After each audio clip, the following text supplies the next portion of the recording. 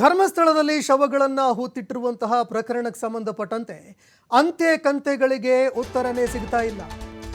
ಧರ್ಮಸ್ಥಳ ಗ್ರಾಮದಲ್ಲಿ ಇದೀಗ ಮೂರನೇ ಜಾಗದಲ್ಲೂ ಬುರುಡೆ ಸಿಗಲೇ ಇಲ್ಲ. ಮೂರನೇ ಸ್ಥಳದ ಸಮಾಧಿ ಅಗಿಯುವಂತಹ ಕಾರ್ಯ ಮುಕ್ತಾಯ ಆಗಿದೆ.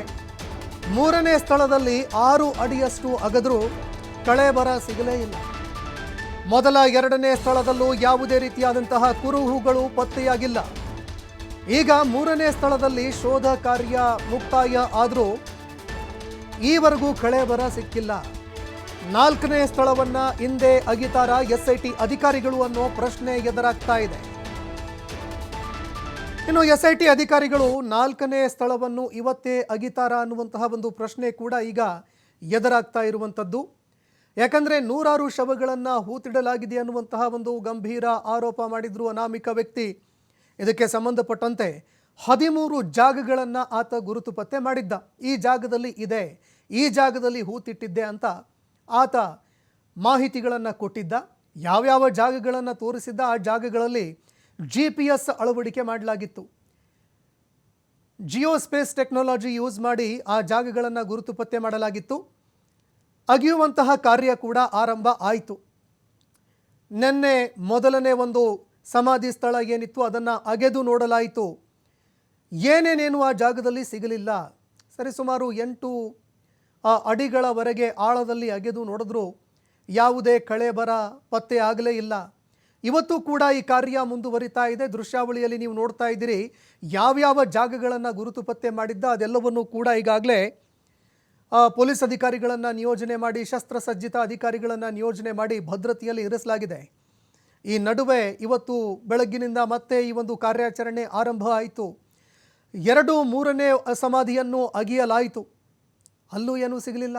ಈಗ 4ನೇ ಸ್ಥಳವನ್ನು ಇವತ್ತೇ ಅಗಿಯಲಾಗುತ್ತಾ ಅನ್ನುವಂತಹ ಒಂದು ಪ್ರಶ್ನೆ ಈಗ ಎದುರಾಗ್ತಾ ಇದೆ. ಯಾವಾಗ ಕಳೇಬರ ಸಿಗಲಿಲ್ಲ ಆಗ ಅಧಿಕಾರಿಗಳು ಕೂಡ ಅನಾಮಿಕ ವ್ಯಕ್ತಿಗೆ ಎಲ್ಲೆಲ್ಲಿ ಹೂತಿಟ್ಟಿದ್ದೆ ಅನ್ನುವಂತಹ ವಿಚಾರ ಏನಿದೆ ಅದಕ್ಕೆ ಸಂಬಂಧಪಟ್ಟಂತೆ ಸರಿಯಾಗಿ ನೆನಪು ಮಾಡಿಕೊಳ್ಳಿ ಅಂತ ಹೇಳಿದ್ದಾರೆ. ಹೀಗಾಗಿ ಆ ವ್ಯಕ್ತಿ ಈಗ ಯಾವ ಜಾಗದಲ್ಲಿ ಹೂತಿಟ್ಟಿದ್ದೆ ಅನ್ನುವಂಥದ್ದನ್ನು ನೆನಪು ಮಾಡಿಕೊಂಡು ಮತ್ತೆ ಅಧಿಕಾರಿಗಳಿಗೆ ಹೇಳಬಹುದಾಗತ್ತೆ. ಆದರೆ ಇಲ್ಲಿ ಎದುರಾಗ್ತಿರುವಂತಹ ಪ್ರಶ್ನೆ, ತಾನೇ ಹೂತಿಟ್ಟಂತಹ ಜಾಗಗಳನ್ನು ಆ ವ್ಯಕ್ತಿ ಮರೆತು ಬಿಟ್ರ ಅನ್ನುವಂತಹ ಒಂದು ಪ್ರಶ್ನೆ.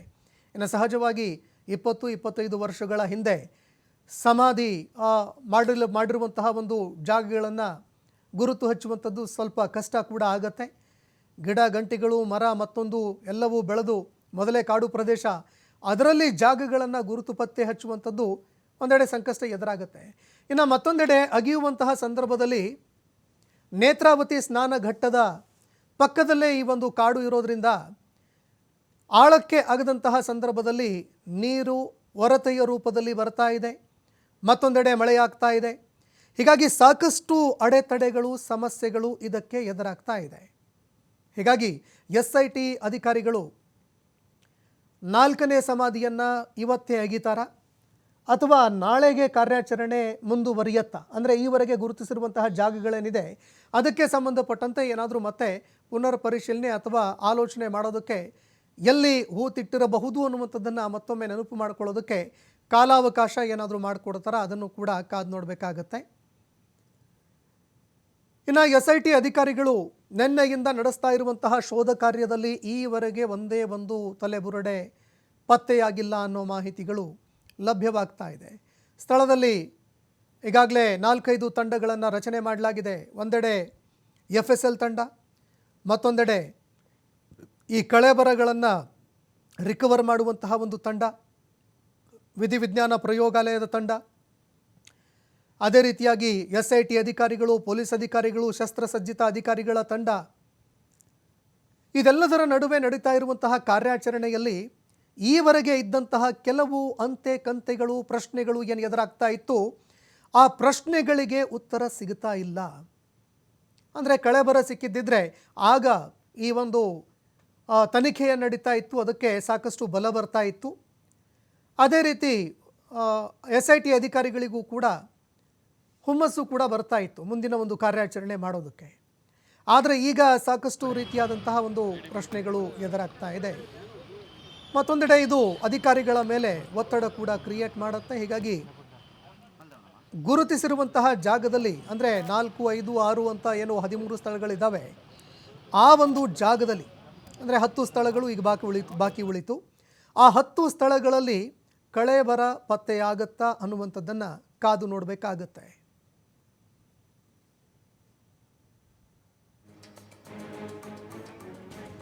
ಇನ್ನು ದೃಶ್ಯಾವಳಿಯಲ್ಲಿ ನೋಡ್ತಾ ಇದ್ದೀರಿ, ಸಾಕಷ್ಟು ಅಧಿಕಾರಿಗಳು ಇದೀಗ ಆಳಕ್ಕೆ ಅಗೆದು ನೋಡುವಂತಹ ಒಂದು ಪ್ರಕ್ರಿಯೆ ಕೂಡ ಮಾಡ್ತಾ ಇದ್ದಾರೆ.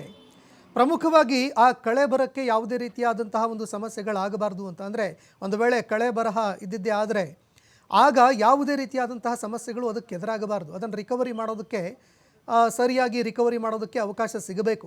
ಇದೇ ಕಾರಣಕ್ಕಾಗಿ JCB ಅಥವಾ ಹಿಟಾಚಿ ಇದ್ಯಾವುದನ್ನು ಬಳಕೆ ಮಾಡದೆ ಕೈಯಿಂದಲೇ ಅದನ್ನು ಅಗೆಯುವಂತಹ ಕಾರ್ಯ ನಡೀತಾ ಇದೆ.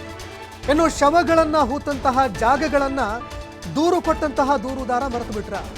ಬುರುಡೆ ತೋರಿಸ್ತೀನಿ ಅಂತ ದೂರುದಾರನಿಗೆ ಈಗ ಜಾಗವೇ ನೆನಪಾಗ್ತಿಲ್ಲ. ನೇತ್ರಾವತಿ ಸ್ನಾನಘಟ್ಟದ ಸಮೀಪ 2 ಪಾಯಿಂಟ್ನಲ್ಲಿ ಶೋಧ ಅಂತ್ಯವಾಗಿದೆ. ಪಾಯಿಂಟ್ ನಂಬರ್ 1 ಅದಾದ ಬಳಿಕ ಪಾಯಿಂಟ್ ನಂಬರ್ 2ನಲ್ಲೂ ಕೂಡ ಏನೂ ಸಿಗಲಿಲ್ಲ.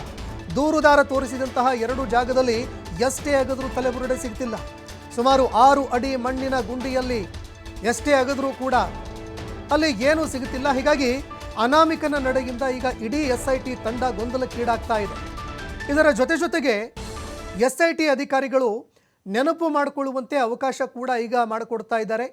ಯಾಕಂದರೆ ಸರಿಸುಮಾರು 20-25 ವರ್ಷಗಳಾಯಿತು. ಹೀಗಾಗಿ ಎಲ್ಲೆಲ್ಲಿ ಹೂತಿಟ್ಟಿರುವಂತಹ ಜಾಗಗಳಿದೆ ಅದಕ್ಕೆ ಸಂಬಂಧಪಟ್ಟಂತೆ ನೆನಪು ಮಾಡಿಕೊಳ್ಳೋದಕ್ಕೆ ಅಂತ ಈಗ SIT ಅಧಿಕಾರಿಗಳು ಅವಕಾಶ ಮಾಡಿಕೊಡ್ತಾ ಇದ್ದಾರೆ.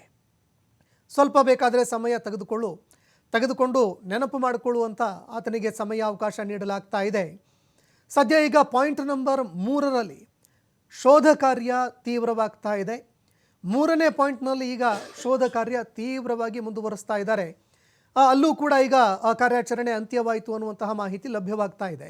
ಈಗ ಎದುರಾಗ್ತಿರುವಂತಹ ಒಂದು ಪ್ರಶ್ನೆ, 4ನೇ ಒಂದು ಕಳೆಬರ ಏನಿತ್ತು, 4ನೇ ಪಾಯಿಂಟ್ ಏನಿತ್ತು, ಆ ಪಾಯಿಂಟ್ನಲ್ಲಿ ಈಗ ಶೋಧ ಕಾರ್ಯ ನಡೆಸ್ತಾರಾ ಅಥವಾ ನಾಳೆಗೆ ಅಥವಾ ಇದನ್ನು ಮುಂದೂಡಲಾಗುತ್ತಾ ಏನು ಎತ್ತ ಅನ್ನುವಂಥದ್ದನ್ನು ಕಾದು ನೋಡಬೇಕಾಗತ್ತೆ. ಯಾಕಂದರೆ 3 ಜಾಗಗಳಲ್ಲಿ ಈಗಾಗಲೇ ಅಗೆದು ನೋಡಲಾಗಿದೆ. ನಿನ್ನೆ ಒಂದು ಜಾಗದಲ್ಲಿ ಅಗೆಯಲಾಗಿತ್ತು, ಮೊದಲನೇ ಪಾಯಿಂಟ್ನಲ್ಲಿ ಏನೂ ಸಿಗಲಿಲ್ಲ.